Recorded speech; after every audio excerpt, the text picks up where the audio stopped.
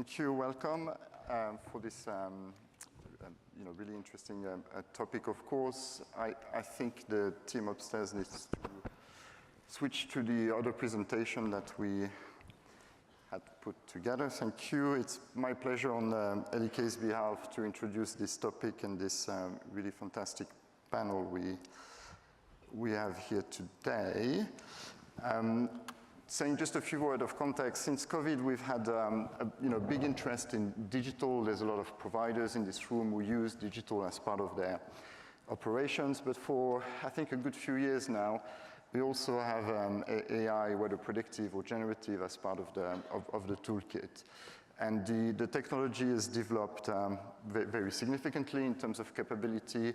We heard in the prior a panel that there are clearly concerns around hallucination, clinical quality, and the usage of the technology from a clinical decision support standpoint is, can be very tricky, but there's a broader range of applications that also, I think, are easier for private providers in particular. But the capability is developing, the cost of compute is reducing. Clinicians widely use it, not necessarily integrated with their medical record system, but there's great level of interest. And there are benefits and use cases across patient experience, patient quality, operational efficiency, and otherwise. And our panel members will talk in more detail about this. So it's my pleasure to introduce first Ola Spencer, who's both COO and CTO at Optegra, has been with the company for 7 years and been key to the digital transformation of the business. Prior to working at Optegra, she advised Fortune 500 healthcare companies on digital transformation in particular. And prior to that, she had experience with clinical research and leading cancer research programs. She'll talk, I think, quite typically from what's possible with a mindset of private sector organizations.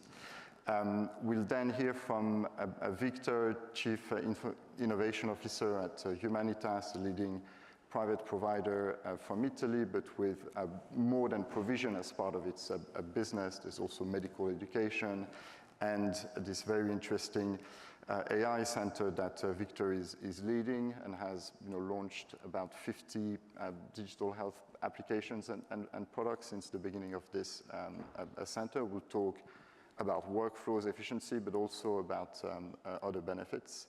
And we also have the chance of having with us Betul, who's got a wide range of experience across digital and AI transformation. She's currently a board member and chair of the Innovation and Sustainability Committee at Ipsomed, and she's also at DuPont Sustainable Solution as an advisory board member focusing on digital, and she has a wide range of prior experience across pharma, lab, and otherwise.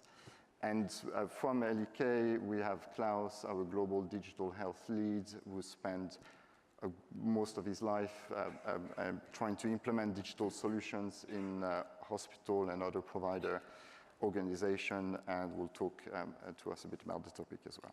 So thank you very much. We intend to talk reasonably shortly about these different use cases, to have wide opportunity for the audience to come in and ask questions and topics. I think, Klaus, you come next. Oh, do you want to? Perfect. So let's kick it off. We're, of course, talking about artificial intelligence, and I think one of the most important aspects is really how fast this field is developing. And everybody, of course, has heard of Moore's law, traditional computing power doubling every 18 to 24 months. And it's important to see, as you can see on the slide on the right-hand side, that the trajectory has really increased. This is on a logarithmic scale. And so we now see the capabilities of these AI models developing much faster, usually doubling in capability every 6 to 3 months. So it's a field that is accelerating very, very quickly. What you can see in the middle there is an organization that regularly does so-called intelligence quotient tests with AI models, and just by looking at the orange bubbles there, you can see how much OpenAI, by way of one example, has really advanced over the last sort of year. in terms of IQ, moving roughly from around 80 to 110.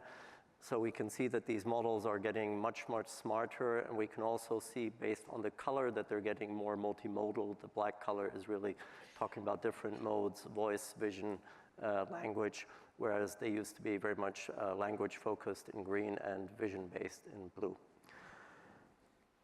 If we look at the different areas of impact, we can structure this in many different forms. One way is to look at by the quadruple aim, looking at outcomes and quality, looking at efficiency and cost, and looking at the experience from a patient and provider side. And of course, then looking at the continuum of care from general care to specialty to diagnostics and emergency. We typically see that the main application areas historically for AI have been in imaging. I believe there's now over 700 algorithms that are FDA approved. We have the efficiency and support category where LLMs are really hitting in terms of supporting clinicians. We now, I think, over 60% of clinicians that regularly use AI on nearly a daily basis. And we're seeing impact in reimbursement and coding, so the administrative areas. And if we move on to the patient experience and provider experience, there we really see an impact, and we'll hear some great stories today from our panelists around, for example, call center and how great the AI is at the moment, already handling 60 to 80% of calls in one of the examples. So looking towards the future, right, we can see, a lot of these quotes that you see there are very, very recent. Y Combinator is now saying their recent cohort of investments, 95% of code is generated by AI. So a very large number. We can see in healthcare, as I mentioned already, 60, 70% of clinicians use AI daily. And we can see what you see in that curve on the right-hand side, in red is a consensus estimate of when AI will have an impact on the scale of the industrial revolution. That timing has now come down to like around 2033. So certainly you should never think about the AI examples, even the great ones that you'll hear about today, as being the state of the art. It is the state of the art today, but it's very, very rapidly changing. And what's possible in 1 year from now is already going to be dramatically different from what you see today. Finally, we have an audience poll. We'd love for you to go through that. It will take you a few minutes. You can do it in parallel while the panel is talking. This is the QR code. Feel free to load it up, and it's a form, so you have to basically answer all the questions, and at the end, please hit submit. We'll share the results with you at the end of the panel discussion. So without further ado, let me hand on to Ola as the first presenter. Thank you, Klaus. We're looking forward to your answers for the questions towards the end. Welcome everyone. Optegra, we are probably the fastest growing pan-European ophthalmic platform within Europe, 5 countries, 74 locations, providing public as well as the private healthcare services in ophthalmology. However, all of those components that Klaus has mentioned, what enabled us that growth over the last years is precisely very much digital enablement, including AI. We are strong believers of digital-first approach to really drive the patient experience, streamlining the pathways, and really driving the innovation in a healthcare sector. So back in 2023, we've decided to start the AI journey, and that giving a rise to Iris, our virtual assistant. We have embedded Iris across multiple touch points of a patient journey, and that's very much starting from the initial booking management to then shifting to preoperative assessment, as well as the follow-ups. So rather than as many companies also in the world has focused on a pure back office elements, we have actually put Iris at the front of our business, at the front of our patient's journey. So how does Iris work? Iris manages, it's a virtual conversational AI bot, which provides the preoperative assessment, very much discussing all the medical challenges that the patient's having, medications they're taking, preparing them for the surgery. And that allows us to really very much release quite a lot of clinical time and effort out of clinics and really support and spend time with more complex patients. Similar for the follow-ups, really discussing post-surgery, their outcomes, and ability to book them much faster into a second surgery. Manages all of that in 6 languages, but as we all know, and those platforms, they've got capabilities of serving 130 different languages. So really supporting all of our patients and streamlining that patient experience.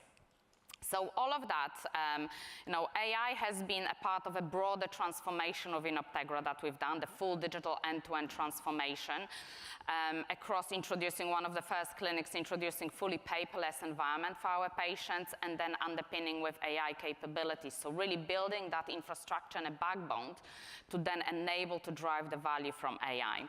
And what we've seen probably benefits coming through across 4 different pillars. One and foremost, patient experience. Many of you in the room would know, typically in a healthcare industry, NPS score is around 60.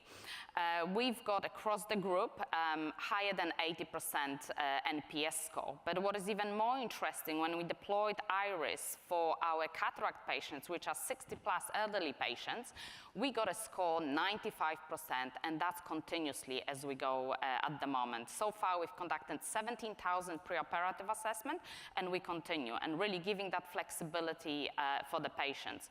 The second pillar in terms of the benefits is operational efficiency. We've been able to release more than 25% clinical capacity and really enable to drive a higher volume of patients throughout the business and serve them much faster. The third pillar that we all love is the cost reduction. We've reduced our costs, administrative costs, by 60%, driving something around 1 million of savings across the board. And probably the fourth pillar, the most important one, the clinical outcomes, because while we're all in a healthcare, that's what we focus on. We want the best outcomes for our patients. And we've been, as much as our business has been doubling the volumes of the patients we serve, we continuously have the best and the lowest complication rates across the industry, and great visual outcomes for our patients. But all of those pillars, what's even more we've seen through the digital transformation is actually driving the revenue growth across our business. And that very much looking across number of elements. So if you look from ability and reducing non-shows for our patients, reducing cancellations, driving the conversion of the patients from the initial touch point with us to actually coming to the surgery. The second element to drive the growth was around recurrence, so really ability and gaining the competitive advantage across the landscape to be able to really drive that growth and new volumes of the patients. And probably the last one is time to treatment. I think across all the countries, the challenges of how quickly we can get the patients the surgery that they need, and we've been able to accelerate that and provide the full surgery within a few weeks rather than 12 and 13 weeks in some. So we've seen huge revenue growth, and we continue that journey utilizing AI, but also looking what's further and beyond. Thank you. Thank you. Great, Victor. Thanks very much. Hi, so maybe just a brief introduction. So whoever doesn't know Humanitas, it's one of the largest private healthcare providers in Italy, mostly based in the north. So we have hospitals, research center, university, ambulatory centers. I lead the innovation and the AI at a group level. What does that mean for us? It practically means understanding where technology can actually accompany us as management and our physicians to better improve clinical outcomes, efficiency, sustainability, and so forth. So, of course, we're an industrial group, very much in tune with building companies, building products, building organizations. Management-led organization, so physicians are not part of the top management, but it's engineers, physicists, economists. Our main role in the last 10 years, has been more or less digitalizing various parts of the process. So as you said, anything from patient experience, clinical files, all of this digitalization process is still ongoing, but started in the last 10-year wave, I think, with the large majority of the group here. 2019, just pre-COVID era, the whole AI buzz and big data and how is this going to impact was definitely a big discussion point. We were very fortunate to have really a support from our top management to embark on the journey to at least experiment and understand what AI is. And for us, the real big questions at this part was looking at these main 3 areas. So hypersynthesis of the last 5 years, we started practically doing research in AI, understanding how AI can help clinical pathways, clinical outcomes, very research-based, lab-based, let's call it experiments. Experiments that practically pollinated throughout the whole group, having engagement over 100, 150 physicians at the time. We won close to, in terms of consortium size, to date's funding is close to 36 million, together with all our partners, meaning that this created almost a culture of, you know, why are you not doing Academic. AI? So the question was, how much of this is academic, how much of this is research, and how much is actually impacting the patients? Again, we're very fortunate. Our physicians are very hands-on. We have a huge culture on quality and efficiency.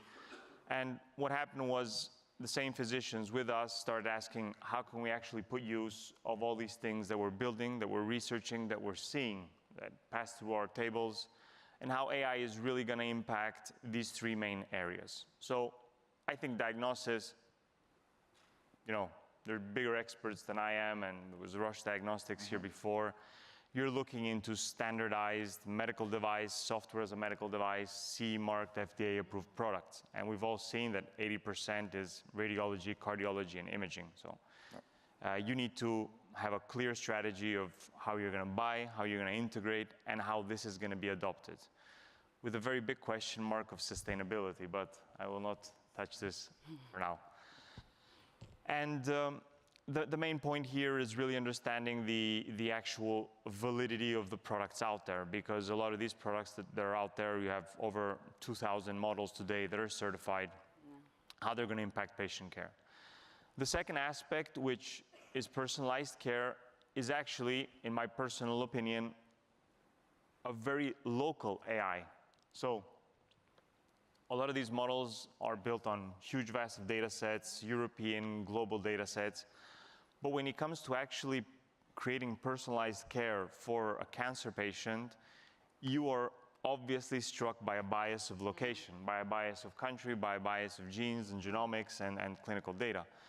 So if I see the 5 or 6 tools that are now coming into the clinic and that have come to the clinic for the past 5 years, we have support tools for our physicians in oncology. So this is the main driver today, personalized care, that can take hundreds of data points, if not thousands of data points, from various aspects of the patient pathway in the cancer center, and basically create prediction models and prognostic models on patient cure. We do a lot of work in the clinic, but we also do a lot of publications simply to be able to confront ourselves and to liberally share what we do with our community, because if you don't have a peer review, it's like if you didn't publish it, it never happened. But in a sense, it's also a way to get feedback from the community. So all of these AI models that we have in the hospital right now are also published publications, and you can actually see clinical outcomes that are being improved in critical areas of lung, prostate, breast, hematology, and a series of other oncological diseases. So this is a phase in between where sooner or later we're going to see, if you really consider what's happening, these are all the models that nobody in this room is ever probably going to come in contact with, but are going to do the biggest impact in terms of clinical efficiency and clinical outcomes. And I always use this example, but in the 1950s, you had hematologists looking at our blood samples through microscopes, and people were sipping urine just to make our blood exams. There is no human being today that's going to prefer a physician looking at their blood exams and not a machine or algorithms looking at it. So these are all the things in the back end, and all our MRIs today, PET scans, CT scans, have hundreds of models inside that we are not even aware of, and they're being deployed at an annually basis. You know, it's going to be common practice before we know it. So 2030 or 2050, I think it's so much sooner, because we are so focused on what we can perceive by the media that at the end of the day, we are missing the real big picture of what's impacting healthcare today. The last part, I think, is where all the, let's say, big discussions have happened, and thanks to the work of many consulting companies, tech companies, and so forth, we see a lot of emphasis on workflow. Workflow, for me, it's a matter of sustainability, efficiency, reducing costs, staff, and so forth. So I don't believe in the replacing of physicians. I don't believe in the replacing of jobs. As I said before, it's not that hematologists don't exist before. They do a highly more sophisticated job today. Back office activity. Nobody goes to university to become a back office manager or to add things on Excel. So these are all roles that we can have more respect for the humans doing it and definitely give them more empowerment in the role. So anything in terms of call centers, back office optimization, insurance companies. My objective is honestly that we implement all these models and all these projects in the company and nobody notices, in a sense that all we see is people moving to do higher level activities. And I think we have a very strong support from all our top management, and honestly, knock on wood, but we haven't had issues of adoption or resistance, neither from our physicians, neither from our management. But speaking also to other big groups, it's really on how do we need to do it and how do we need to implement it rather than if we should implement it. And this is the full cycle of the activities and the areas that currently we're focused on. Anything that is a medical device, a medical software today is outside of this process because it has a different kind of valuation. It requires a clinical valuation, sustainability valuation, outcomes evaluation, and then of course how to integrate it within the whole ecosystem of tools, IT, and technology. If I take the actual patient pathway, physician pathway, or staff pathway, today with this strategy we can more or less comprehensively, piece by piece, adapt technology that will in a way give us a pure advantage in the very near future, but also in the long-term future. And I think the debate in most of these cases, but having discussions with a lot of you here and a lot of other hospital groups, is what do you buy, what do you build, what's local, what can I actually share with other partners. And I think sooner or later what we're all realizing is if we don't have a critical mass in the activities that we do, there's definitely not going to be advantages in terms of implementing this activity within a single hospital or single clinic. And the more you go broad in a hospital, the higher the complexity of implementing these tools and these processes. More you go vertical into a single area, then definitely you have less visibility, but the problems to solve are more standardized in a sense. And today, without getting into the projects, but we're looking to build our own intelligence, so a Humanitas intelligence that is based on small language models that are locally based into our hospital, practically trained on the last 25 years of data, whether it's call centers, infrastructure, contracting, procurement, documentation, and in order to provide literally models that are our own property and our own digital asset, and therefore can give a huge advantage to various departments. We are starting from areas that come into contact with patients, such as ambient, such as call centers, such as knowledge bases, to move into higher complexity areas, moving into insurance, back office, and so forth. Into the clinical, today the largest strategy, I think, but this is for everyone, is imaging. Imaging is fundamental. There's going to be a lack of there is a lack of radiologists, there is a lack of digital pathology, there is a lack of a series of medical professions. Again, I don't think if we need to do it, but we really need to understand that these areas are actually both clinical and tech companies, because today an infrastructure, we had Siemens on stage the other day, these are highly deep tech decisions to be made that we're going to take with us in the next 10 to 20 years, and this is without exaggeration. Raise of hands, if I ask you when was your DICOM last installed here, probably it's going to be in the 1995 or 2000. That's 25 years ago. So the decisions we're going to be making today, we're going to take with us for a pretty long time. So fundamental aspect of understanding that these new technologies are AI native, whether we like it or not, and the decisions here are high-tech decisions together with our clinical staff, with our top management, and with our financial departments. So therefore, the complexity is ever more interesting and intricate. Thank you. Thank you. Well, thank you, Victor, Ola. It's great to be here today together with all of you. We see amazing progress with AI in healthcare, as also shared by Klaus. And I would like to ask you, how many of you remember the Dr. Watson, the first AI tangible solution from IBM Watson? If you can raise hands. Quite some, yeah. It has been more than a decade since we started this AI journey, and it is exciting, and we see a lot of developments.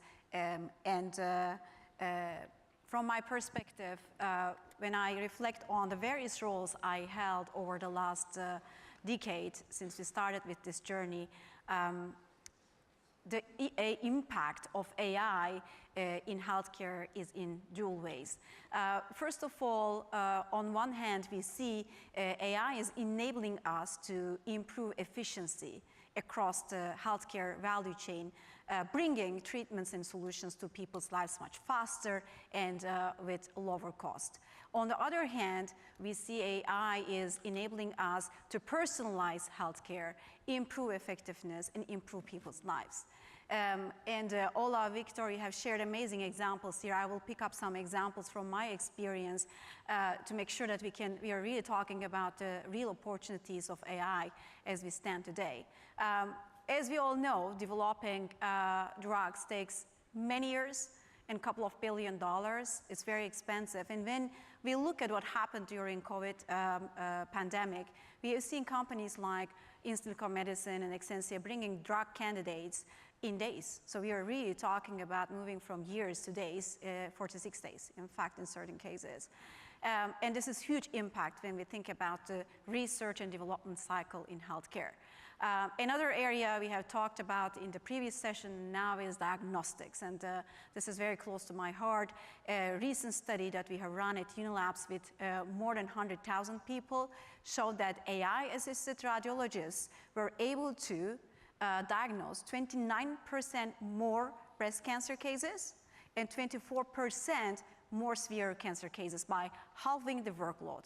So 50% efficiency gains. Instead of having 2 radiologists working on a case, we have 1 radiologist working on the case. And this is huge impact.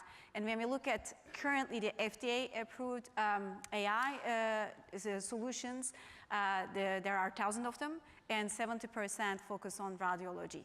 But another area, as Victor alluded to, in diagnostics, which is seeing great improvements and a number of solutions, is pathology, especially after the approval of the whole slide image scanners. And we see great examples like PadAI or MindPeak delivering solutions that enable pathologists to identify cases much more accurately and in a more efficient way.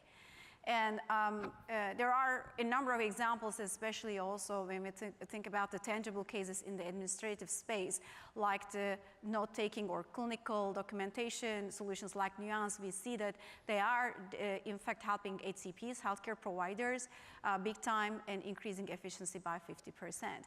And there are also very innovative solutions that we look at when it comes to optimizing the footprint and the location of certain facilities for healthcare providers, hospitals, and diagnostics players with a number of labs and collection centers. And it's complex. We're talking about thousands of tests in many different locations to make sure that we can improve TAT quality while we optimize the operations. Well, on the other hand, we see that the personalization of healthcare, precision medicine is taking off big time. We have great examples. And one example I really like is Tempus, a company that matches patients to cancer trials and enables personalization of cancer treatments, huge impact in people's lives as well as in healthcare outcomes and overall efficiency of the system. When we think about the personalization, a very mature example, it's very close to my heart again, given my role at Ypsomed, is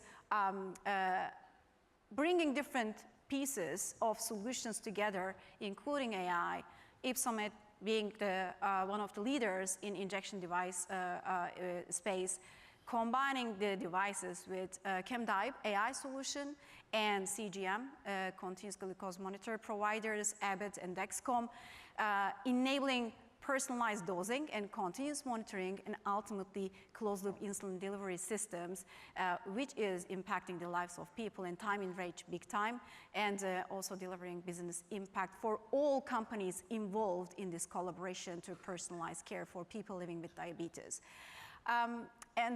Maybe the last one I would emphasize, because we have seen great examples, especially in the AI-assisted chatbots and experiences, is the aging space in elderly care, where we see AI implementation, looking at the biology of aging, making sure that we are talking about healthy aging for humankind. Now, great space, we talked about great examples. How are we embracing these opportunities? I would like to share with you a few numbers from a recent study, global study of McKinsey. More than 90% of executives say that they are going to increase their AI investment in the coming 3 years. And 78% of them say that they are already using AI in one of the business functions. And this number in healthcare is 63%. But the less good news is when we look at the enterprise-wide level EBIT impact, 80%, more than 80% don't see the impact yet. But there is hope. Close to 50% of executives say that they are expecting to see more than 5% revenue impact coming from AI in the coming 3 years. So we are at an exciting stage, and we can ask, why aren't we addressing the full potential of AI? We are facing some challenges, and I would like to highlight some here. When we think about overusage of AI, we are talking about dehumanization of healthcare. And the most impactful solutions we see in healthcare, they combine, in fact, AI and the human insight, like in cancer care with the compassion and emotional support of physicians, or mental therapies with therapist interventions, or even the Da Vinci surgical robots relying on the surgeon intuition. And if we want to have impactful solutions, we need to continue focusing on this marriage and integration. And another one is data privacy and data protection issues that we have been discussing. And thanks to our colleagues in LAK Consulting, we see that there is tremendous amount of healthcare data, and is projected to be at 10,800 exabytes in 2025 and growing exponentially. Well, when we talk about this much of data, and when we think about healthcare as a trust business, it's very important that we focus on data privacy, cybersecurity solutions to make sure that we can create solutions sustainably and used in an ethical manner. And we need to stick to transparency and sincerity as people who run and drive these solutions to make sure we deliver real value in a transparent way to data owners, to people living with conditions, and to people overall. Lastly, accessibility. only 10 to 15% of healthcare data is currently accessible. Most of the healthcare data sits in unstructured and different fragmented systems, and that's why it's very important that we focus on solutions around better coding and integration to tap into the full potential of AI. Otherwise, we are really not doing justice to the data that we have around the world in healthcare. Last but not the least, it comes back to this room. When we think about AI's impact and how we leverage AI in our businesses, it's really not about the technology. There's an amazing technology around the world, and we see the acceleration in Klaus's slide as well. We will have more and more at an accelerated speed in the coming years. What is important is to focus on the change management aspect, transformation within our companies, making sure that we have a fully committed executive suite leadership who is bold and setting a big ambition and making sure that AI is integrated into the organization. This is possible only if we start rewiring business processes and start training and reskilling the organization to ensure this integration of AI successfully in our companies. And only so we can address the long-term AI impact that can be up to $4.4 trillion based on the McKinsey study, which is bigger than the UK economy right now. So it's really exciting times ahead. Thank you. Thank you very much. Just a quick note, if you missed the QR code for the audience poll, let me just pull it back up while we have the discussion here. Excellent. Thank you, Klaus. So I'm sure people will come in with questions, but maybe to get the topic going, you obviously talked about the technology is not the problem. I think nowadays we have clinicians that are pretty interested in the technology. Data and integration of that data is clearly an issue for a lot of the development of these opportunities associated with AI. Hence, from a maybe more private sector organization, and Ola, maybe you can comment here, use cases for you that are more tangible, do they require deep data integration with your own patient data, looking up additional patient data if needs be? Or we're in a world of there's a lot we can do with a limited data integration? Yeah, I think that's an excellent question. I think, a lot of companies across the marketplace, you can see, we all have challenges with legacy systems, siloed systems. And I think as much as AI has been exploding, what you see that a lot of that still happens very much in silos. And that is the challenge to really then unlock the value of the AI and the full potential for the patients and across the healthcare ecosystem. I think for us, one of the successes and other businesses that we've seen is that full integration end to end. So you're really creating healthcare ecosystem, because I think, as my colleagues mentioned today, none of us within the healthcare are working in isolation. We're working in a healthcare ecosystem, both working with the private providers as well as the public, and actually connecting the data and really driving value across that system and all the touch points, either that from the patients or clinicians or the surgeons, is really what brings the biggest value and a growth and upside for that from what we've seen. So data strategy is at its core, even if you have a mindset that's less clinical decision support oriented, but yeah. Otherwise. Talking, and audience please come in, but on another topic we're interested to gather your views, and maybe Betul, you can come first on this, is how do you think about AI and the competitive landscape? Or to frame the question, at least we can think of, are incumbents at an advantage, incumbents that try to adopt AI as part of their business model and probably change it, versus new entrants would come in with new business models to start with. How do you think about the topic? Thank you for the question. Well, we clearly laid out the disruptive power of AI in the competitive landscape.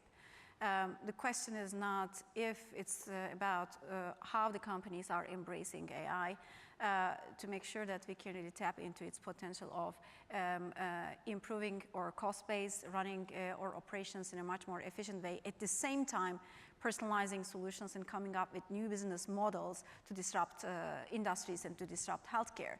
So the AI is disrupting and is going to continue to disrupt the competitive landscape. And when we think about the different types of players, incumbents have definitely some advantages when it comes to addressing big data sets, financial resources, and having a brand reputation and trust base. But at the same time, as Ola alluded to, they are facing challenges in terms of legacy systems or the cultural challenges to adopting AI. When we think to smaller players, new entrants with their more agile and tech-first culture, they are facing less barriers when it comes to AI adoption, but they are facing challenges in terms of scale, data access, and also having the reputation and trust base to build their solutions to scale. So when we think about the most impactful examples, and I have given one, we see it coming from the collaboration across.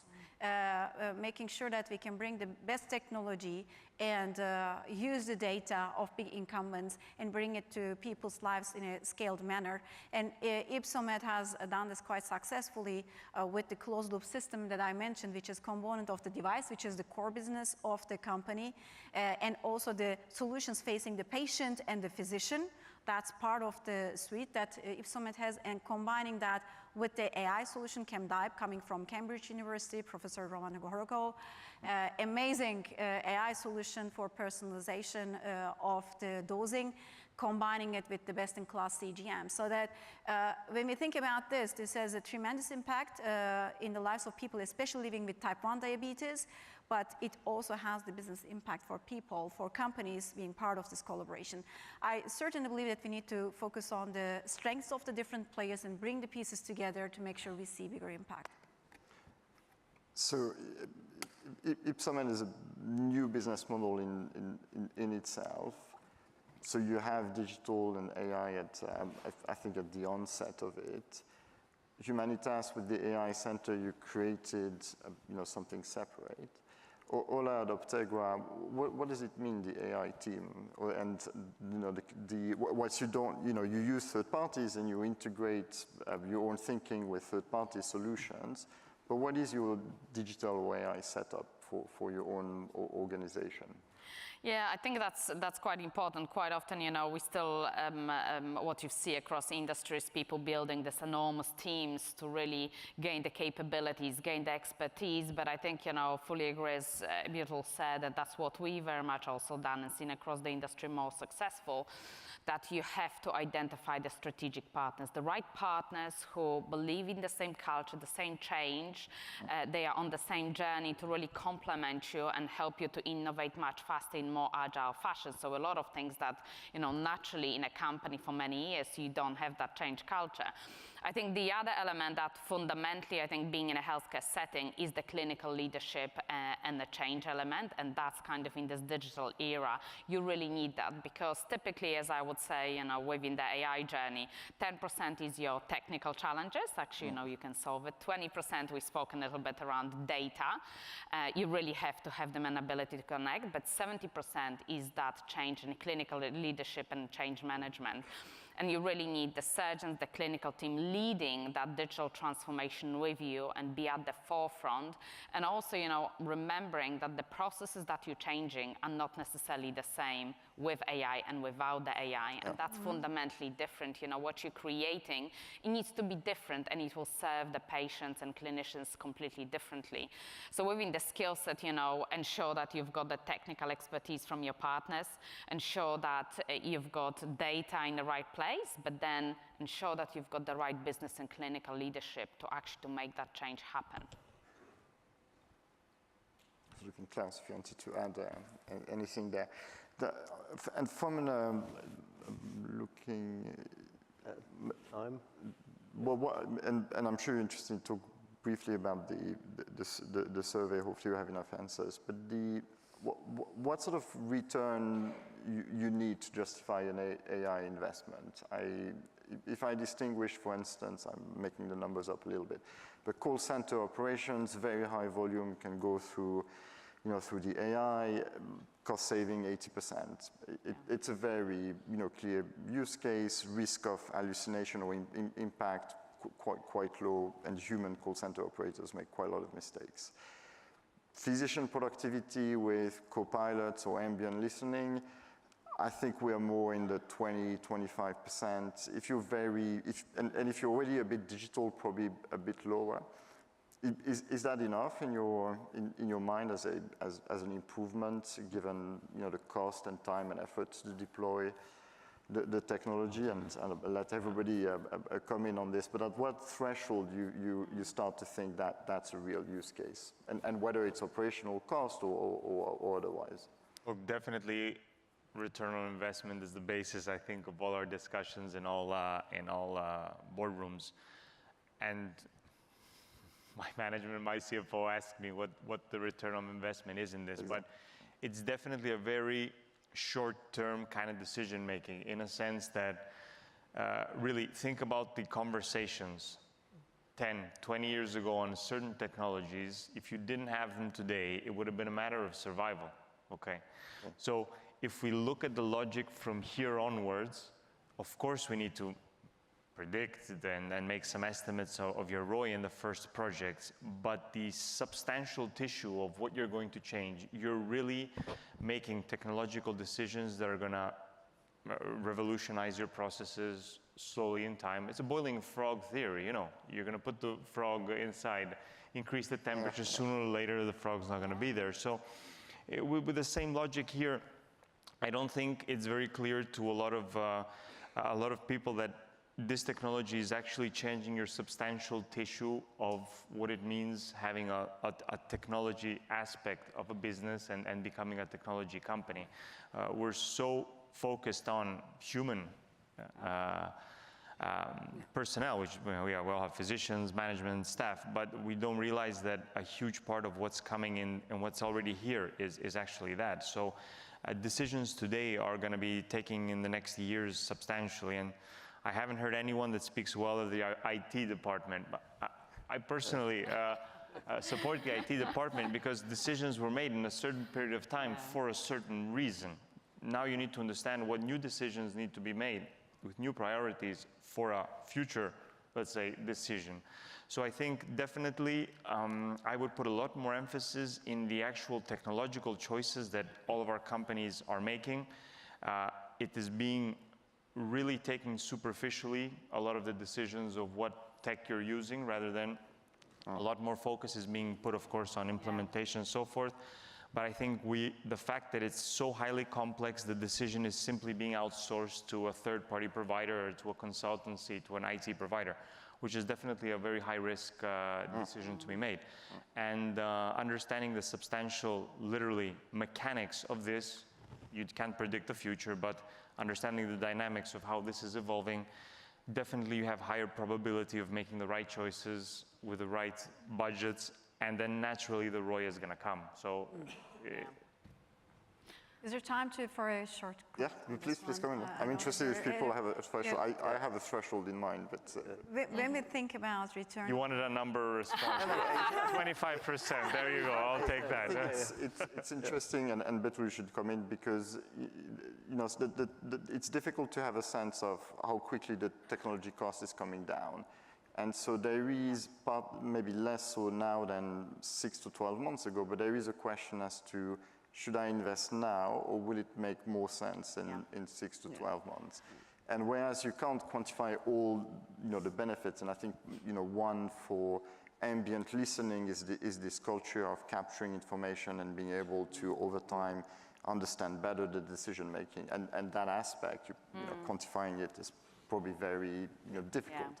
But that's a non-quantified benefit. But I do think you kind of need to have a minimum threshold to feel like you're doing it at the right time in a bit the right way.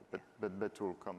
From my perspective, it's not about a number, it's about what is possible. So I like to think about pushing for the boundaries of what's possible with AI. And I fully agree with Victor's comments. When we think about the ROI discussion, we tend to also think about the very tangible cases which focus more on productivity improvement. But we need to also realize that AI is evolving from being a productivity enhancer into a transformative superpower. That's why we need to think about our KPIs also differently, also focusing on what is the impact we are generating for our customers.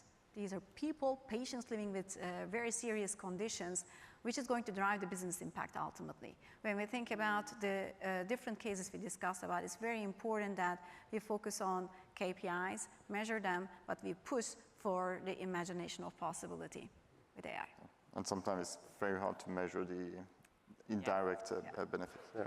So I think we have some survey results. If the Régie can put them on the website link. I think they might have heard me. Hopefully.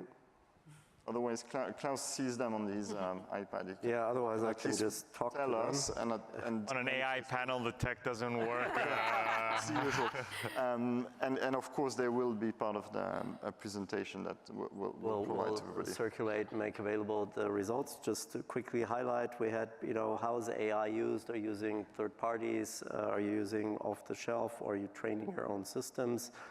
And most of you, the 36% said off-the-shelf solutions. Some have said, actually about 13%, do we have no, not yet. It's coming, I think. There we go. Guys, the IT department. Fantastic. It's very automatic, as you can So see. you can see the results there. So mostly everybody using the off-the-shelf solutions, but there's some training of your own AI solutions, as we also heard from some of our panelists here.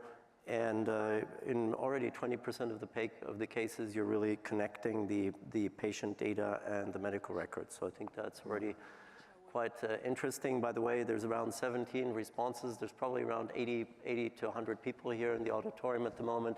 So around 20% of you have answered. I assume that means 80% have not really had big impact or not leveraging AI, but that just by way of background. So if we can switch to the next slide, please. It's impressive you have 20%, which is not the general public. Of course, here it's top-level companies and investors, so. Yeah, that's a good one. Exactly. Yeah, let's go to number 2. Impressive. So on the number 2 slide, I'll start talking. There we go. Yeah, as you can see, it's pretty evenly distributed where people are applying AI, right? Whether that's in the front office, in the back office, for diagnostic algorithms, for patient engagement. So it's quite nicely distributed, which I also find quite a bit surprising. I would have thought there might be more applications in the back office area, but this is quite interesting. But the clinical decision support that's beyond imaging and lab, which I think is, harder, is also where there's fewer use cases, which that's more expected, I think. Number 3. Number 3, please. Thank you. This is the ROI. Victor, you said 25%. As we can see, most of our respondents also thought, sort of between 25 and 50. Then you have the rest, a big block, 30%, that is not looking really for any specific ROI. Probably more looking at Betul, what you were saying. I wonder if that 29% is the 20% guys building their own product. So good for you. Exactly. So the next page, please.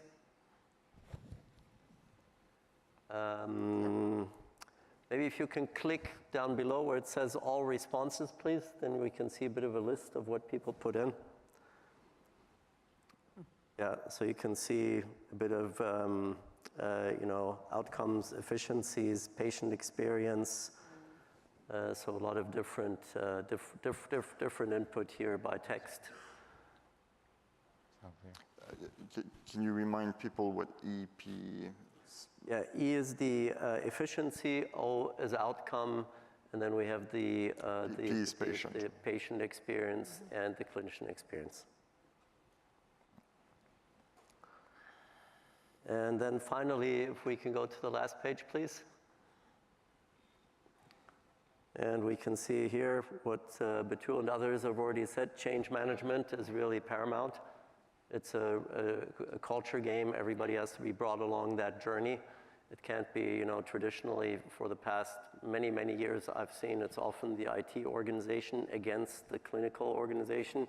This is not that kind of setup, right? Here you really have to collaborate. You have to get the support, the technical, but also the emotional support of everybody that's involved in the teams, right? Raise your hand who said fear of being too early, because it's one person here. There is a hand. Yeah. We had this discussion a little bit earlier. What do you think? Is it the right time to invest is now, as we've seen with all of you? Or would you say, no, it's equally fine if you wait for 2 years and then buy the best off-the-shelf solution? Klaus, I think it's a really interesting question because, what we've seen, as you've shown at the beginning of this session, that we've seen a huge acceleration across digital technology, AI. We now probably something at generation leaps every 30 months. What we haven't spoken a little bit now is also looking into the future. And then you've got, probably the word not many of us heard so far, but agentic AI, which is actually taking that to a completely different level. So if you really wait for another 2 years, that's going to be a completely different world with potentially with agents working completely, conducting autonomous decisions. And some, if you look at the research, it's almost saying they are 18 months away, so not that far.